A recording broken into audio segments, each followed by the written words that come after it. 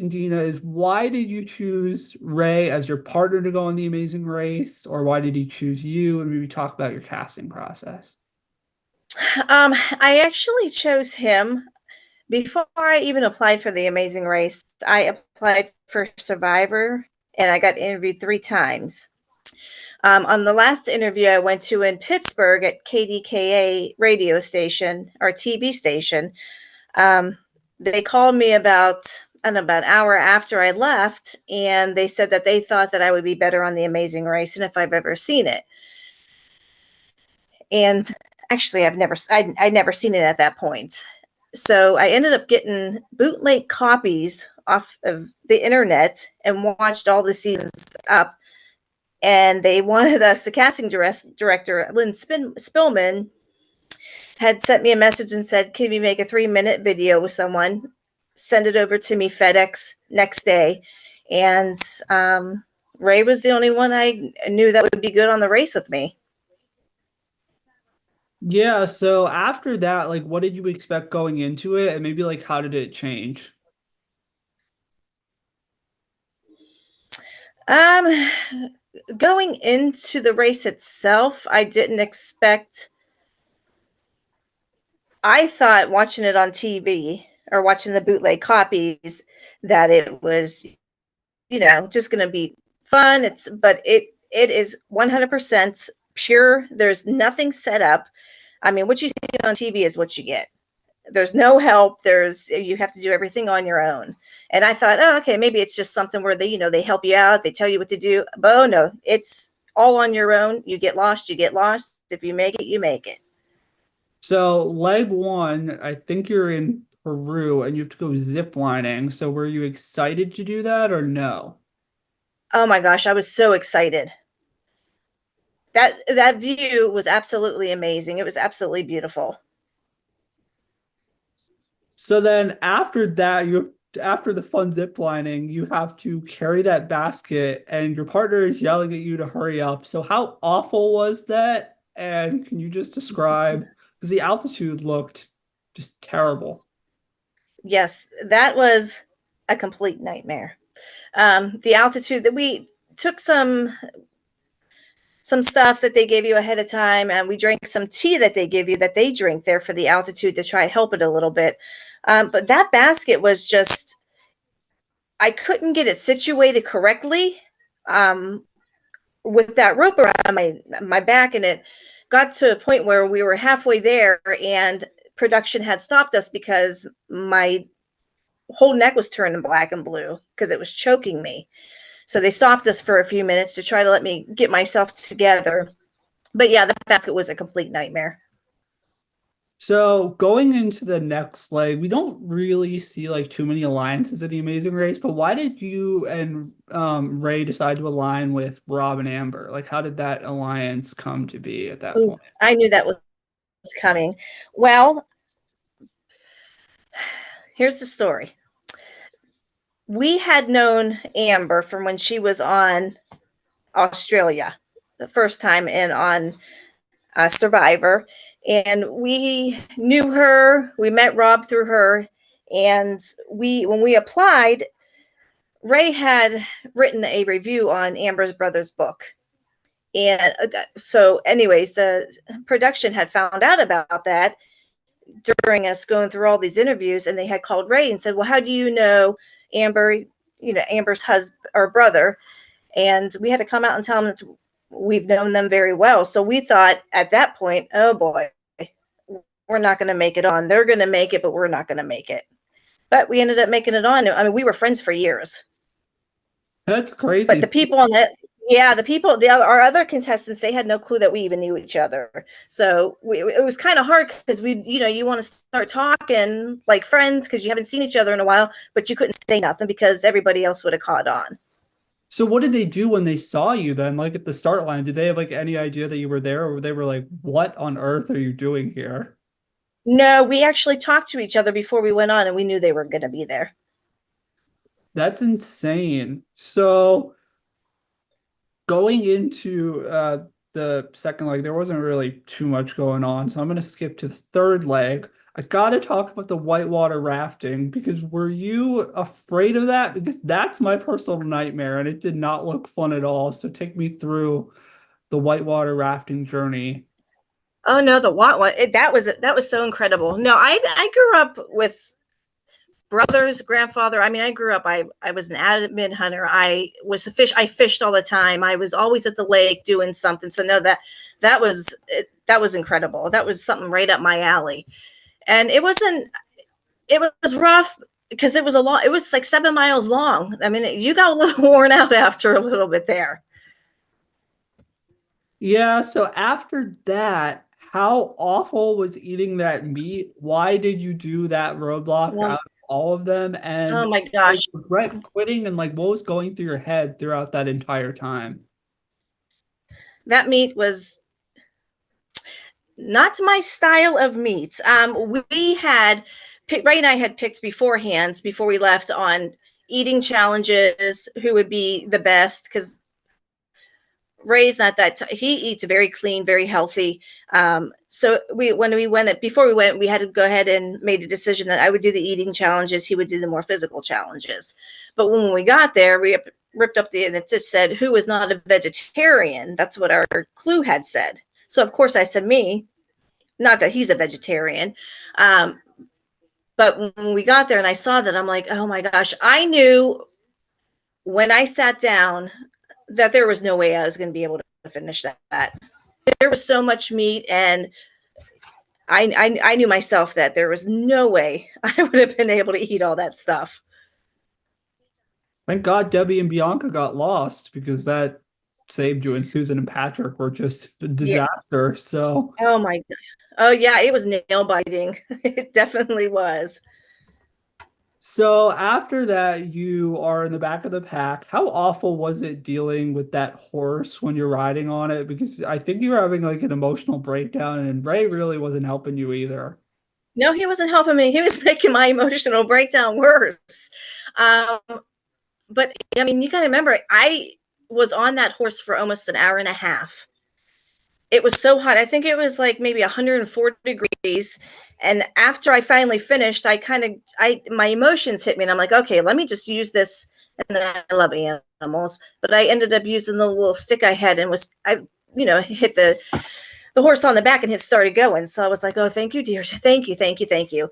But after I got off the horse, I ended up having third-degree burns on both shoulders. I was up there for so long. Oh, But that's yes, he rough. wasn't helpful. He thought he was trying to be helpful, but he wasn't helpful. Oh, I forgot to ask this question. So besides your alliance with Rob and Amber, was there any teams that you had like squabbles with or that you couldn't stand and that you were like, I want them gone immediately? Or were you just No, I actually loved everybody in our cast. Um, they were like a family. They were all nice. We didn't really dislike anybody or want anybody gone. And you were on the raft after you did the horse roadblock when you had to fly to the next country. I think it was Argentina. How stressful was that roadblock? Because I think at one point you were like the last ones to hit the train or something like that. So you were like behind Meredith and Gretchen. So what's that feeling like when you're in the bottom and you're like scraping your way, just trying to like survive? And I mean, for all you know, you could have been Susan and Patrick and your raft could have just died out. Oh, it was a horrible feeling because ours stopped once or twice, and we actually what happened. I'll be honest with you. We got so frustrated. Ray ended up handing the guy some money, that our boat driver, and he kind of took us on the way back on how to find where we were going, knew where we were going. So him handing a little bit of money over helped a little bit. I'm surprised production let you do that. I thought that would be against the rules. Oh no. Wait, okay. There we go. I'm surprised There you go. production. I'm surprised production let you do that. I usually that's against the rules, but I guess since it was so early on. Well, I don't think they saw him Oh, hand him the. Yeah, they didn't see him hand him money. well, I guess it's not He was cheating. You don't get he was real caught. sly about that. That's smart. So then after that, you go to Africa. So can you kind of talk about like going for the fast forward and how stressful it was crossing that bridge. I think it was over like 30 stories in the air. And to make matters worse, it looked like a giant glass. Like it looked like there was a giant hole in the bottom. So it's like emphasis on falling. So can you just kind of take me through your mindset when you're like slowly going through that bridge, and if you don't complete it, you're probably going home? Um, well, the mindset wasn't, it was trying to, we were timed. We had 7 minutes. Each person was timed 7 minutes. And if you didn't make it over within the 7 minutes, then you had to start back. Yeah. So, but yeah, I mean, an old water cooling tower there. It was very far down. And when you looked, it was quite frightening. I mean, my arms were shaking, my legs were shaking. There was gaps in the ladder that you couldn't see. So you'd have to stop real slow to make sure that you weren't going to step in the one big hole that was in there. And then actually, when I went over it, as soon as I got to the middle, a helicopter came and was flying above me and started making that thing shake even more. And I thought, oh my goodness, I'm halfway there. But I was so relieved when I did that. But it was so much fun. Yeah, so then what's that feeling when you win a leg, and what did you do with the car? It's the it's an incredible feeling. It's because you knew everybody else was running, going to and trying to do the best they can. And just coming in first was just absolutely incredible for us.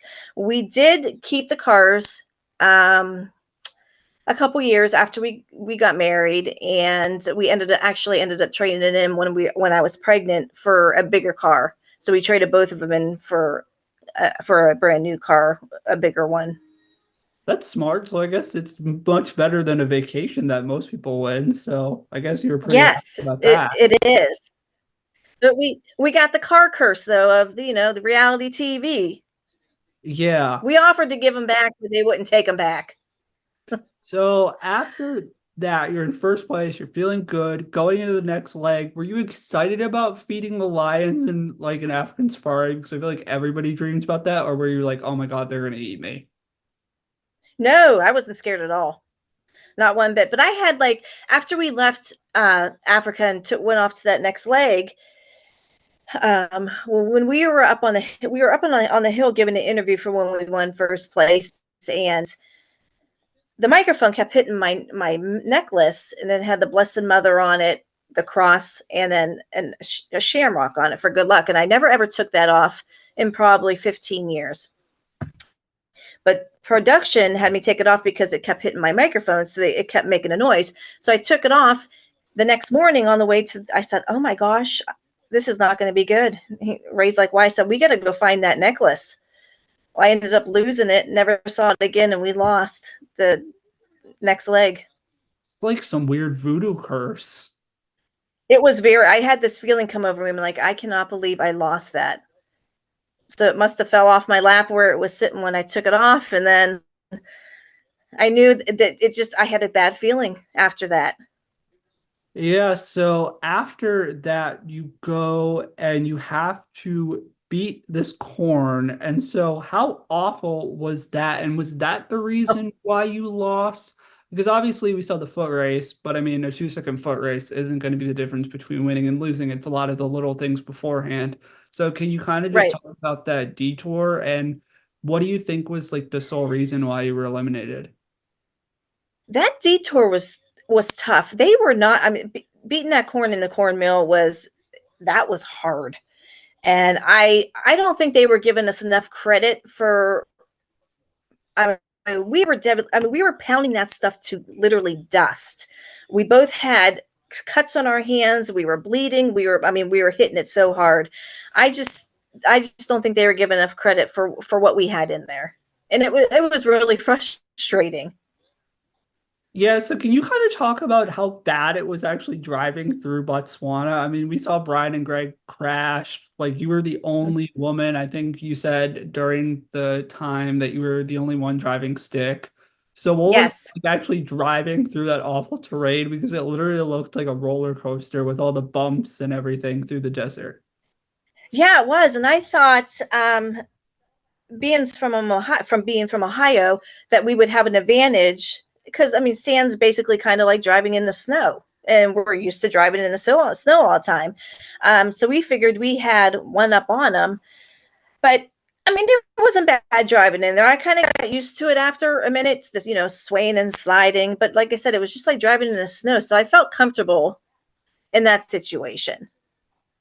So, what's that feeling like when you get done with the corn detour and you're in a foot race to either continue or going home? Like, did you think you had a chance, or did you think Brian and Greg were like right behind you, or like, what's that feeling like when it's like a foot race for potentially $1 million?